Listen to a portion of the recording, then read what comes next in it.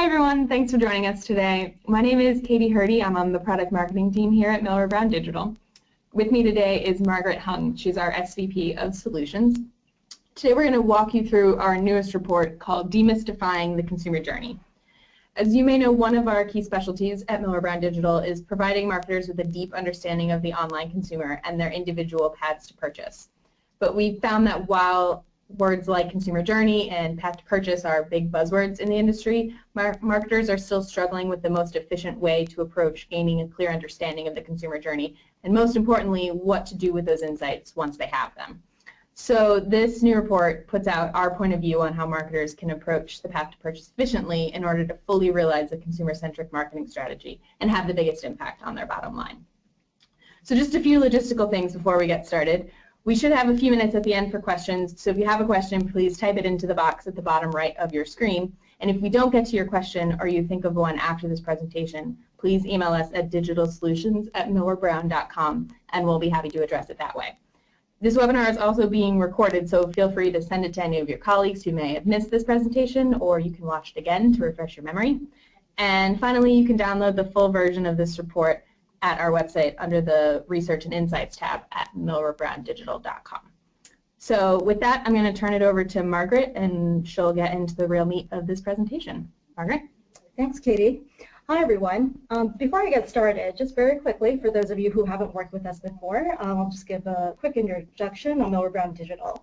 Millward Brown Digital represents the digital specialist unit within Millward Brown. We marry our digital heritage in online shopper intelligence and media effectiveness research with the knowledge of our experts across different industry verticals and insights gleaned from our behavioral data assets and survey research to help advertisers, agencies, and publishers formulate and optimize their digital marketing strategies. Today, we're here to talk about a topic that is top of mind across the different marketers that we work with, and that is how to leverage an understanding of the consumer journey to more efficiently allocate spend and resources across different touchpoints. In our annual Getting Digital Right survey, 120 advertisers told us that above all challenges that their organizations are facing today, the issue of planning across touchpoints is their #1 pain point. Marketers want to maintain an ongoing dialogue with consumers through the consumer journey, and they want the experience of engaging with their brands to feel seamless as consumers move from one touch point to the next. However, with consumers now choosing to engage and communicate across so many different channels, devices, and platforms, it's become increasingly difficult to figure out how to orchestrate across the different touch points to make that seamless brand experience. The pain that marketers are describing is called the paradox of choice. The paradox of choice describes what happens when we have too many alternatives to choose from and therefore become less satisfied with our decisions for fear that we've made the wrong one. In a digital-enabled world, the choices across where and how much to invest and plan across brand sites, retailer sites, search, display media, and social media, and so on, can often be overwhelming. The result is that only 25% of marketers are confident that their resources are properly aligned across their media mix. There are just too many potential trade-offs that they could be making. As Katie mentioned earlier, consumers' journeys and online path to purchase have become a very popular topic because it's widely understood that better decisions can be made by understanding exactly what consumers are thinking, feeling, and doing as they are shopping for different products. However, we're often told by these marketers that they struggle to know where to start to begin to map the consumer journey. At Millward Brown Digital, our approach to helping marketers unravel the complexity of the consumer journey is to begin with the basics. Marketers know that the effective communication begins by understanding, #1, the consumer's involvement with a category. That is how much time and energy that consumers are willing to invest in shopping for each category. #2, the consumer's relationship with the brands within the category. #3, the level that consumers engage with different touchpoints with the content that can influence their decisions when shopping for a product. Our intent today is not to rehash basic marketing principles, but to demonstrate how the dynamics between the consumer's category involvement, brand affinity, and touchpoint preference manifests in their purchase journeys and provides important signals to inform the digital marketers' strategies online. The perspective that we're sharing today is based on our extensive experience studying online journeys across different industry verticals, leveraging the unique advantage and ability that we have to observe actual online shopping behavior through our behavioral data asset. Using our compete panel of 2 million U.S. consumers, we identify consumers that have made an online purchase or engaged in another online action of interest that is important to the marketer, and we look back at their clickstream for the time period leading up to that purchase event. This provides us with a granular view into the complete online journey. We'll share some examples of the learnings this view provides us into the online path to purchase and how it helps the decision-making process in the next slides. To begin, we examine the effects of a consumer's relationship with the category during the consumer journey. It's generally known that the buying process for what we call low involvement purchases is different from that for high involvement categories where people need more research to make their purchase decision. We have seen this relationship prove out in the studies we've conducted across different industries. The research process tends to be faster for product categories that people purchase more often. They make these purchases frequently. They pretty much know which brands and products they prefer, and it is very easy for them to make their product purchase decision. This compares with higher ticket items, which take a much longer research process because those higher ticket items and those purchasers, such as for cars or for insurance, can pose a greater risk when you make the wrong decision. However, when thinking about category involvement, it is perhaps more interesting to see how category involvement influences the consumer journey among consumers who are shopping within the same category. We worked with a cosmetic company who had a proprietary customer segmentation scheme that they used to inform their marketing strategies. In replicating that customer segmentation scheme on our behavioral panel, we pulled out 2 segments here for illustrative purposes to show how there can be differences in the shopping process between cosmetic shoppers that are highly involved within the category and those that are less involved in the category. On the left-hand side, you'll see the purchase process or research process leading up to an online cosmetic purchase event among the high involved segment who we can characterize as being beauty fanatics. These are people who are entrenched in the beauty category. Beauty is a hobby for them and they buy frequently, although they might spend less per product and are not very brand loyal. The other group on the right that we're seeing is the low involved group. This group are more practical cosmetic consumers. They use cosmetics to fulfill their functional needs, buy less frequently, and are often more likely to stick with brands that they're satisfied with. When we compare the research process that they're engaging in leading up to an online purchase, you can see very clearly that the level of engagement among the low involved segment is much lower compared to those that we were calling the beauty fanatics. The high involved segment is very highly involved with style news and magazine sites, even beyond the week before they're actually making the purchase.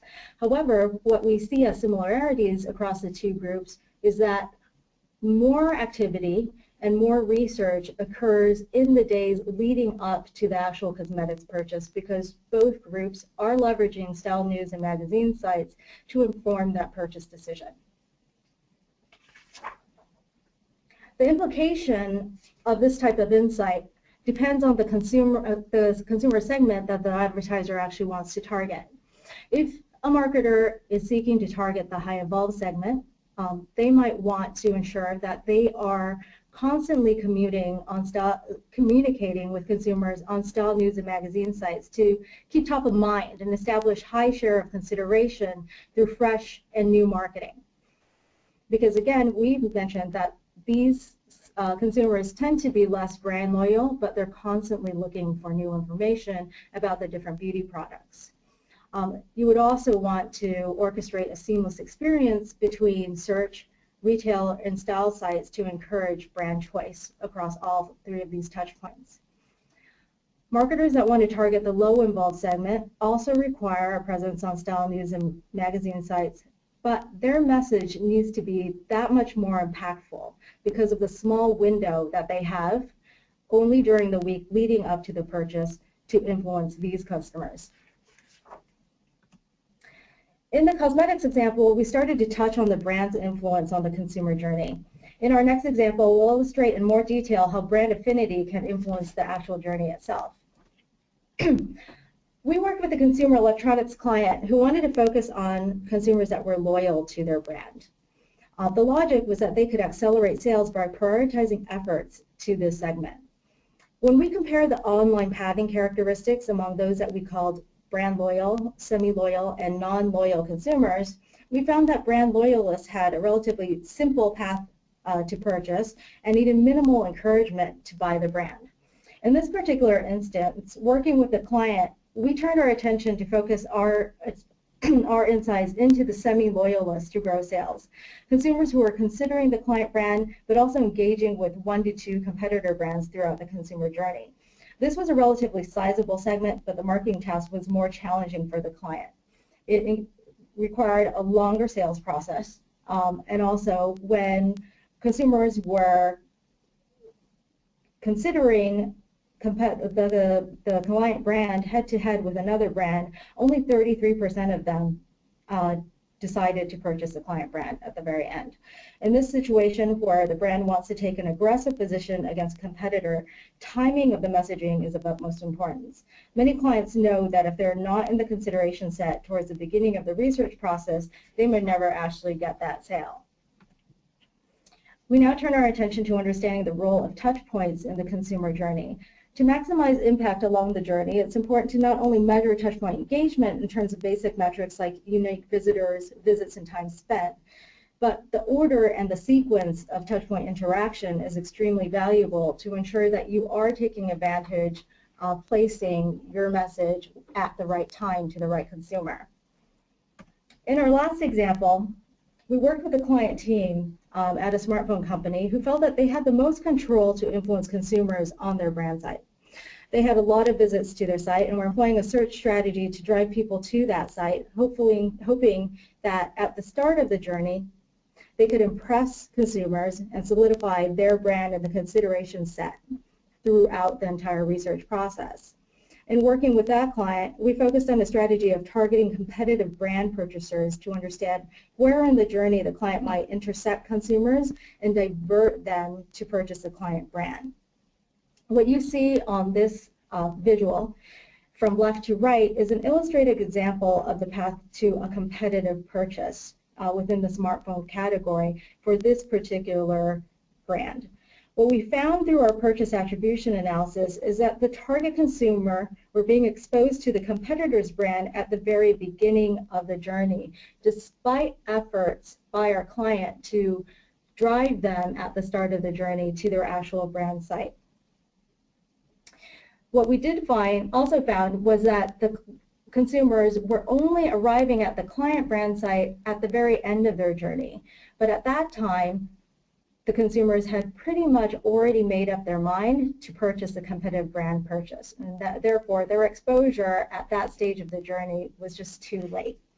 Given these insights, this allowed our client to turn their attention to developing their retailer strategy to be better inform the consumers as they were starting their research process for a new smartphone. Through these examples, we hope that we've demonstrated how a consumer-centric view of the digital path to purchase is valuable to simplifying the planning process and their partners need to make. That we'd like to share today as number one, there is no single path to purchase. It is important to identify and align with the paths that present the most opportunity to achieve your marketing objectives. Number two, brand affinity and exposure influence the purchase path. Understand that your relationship with each type of customer and the critical stages of the journey will influence their brand choice. And finally, different touchpoints have their unique role to play at different journey stages. A realistic understanding of the role that each touchpoint plays at different touchpoints of the consumer journey is vital to optimizing communication and influence. And with that, I hope you found these case studies helpful in informing the way you approach thinking about the consumer journey. At this time, we'd like to open up the floor for questions. Excellent. Thanks, Margaret. So we got a number of questions during the presentation, so let's just get right to it.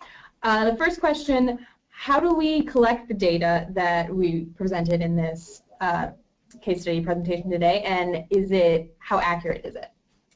So the analysis that we shared with you today is based on research that we conducted leveraging the Compete panel. We're tracking the behaviors of 2 million consumers every day, and the data that make up the panel are made up of direct relationships that we have with consumers that have downloaded our software and opted in to allow us to track them, and also supplemented by third-party data license relationships that we have, that we leverage to get the panel to a size that allows us to see low incidence behaviors such as online purchase.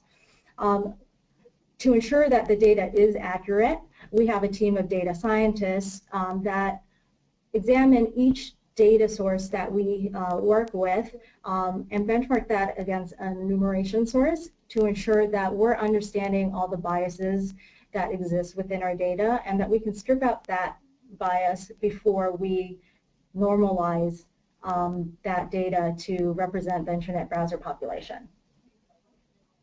Excellent. So next question, the examples that you were talking about were for online purchases, but you mentioned that you can also measure auto journeys. So how can you measure auto sales when they obviously occur offline? That's a really good question, and we approach it in two ways.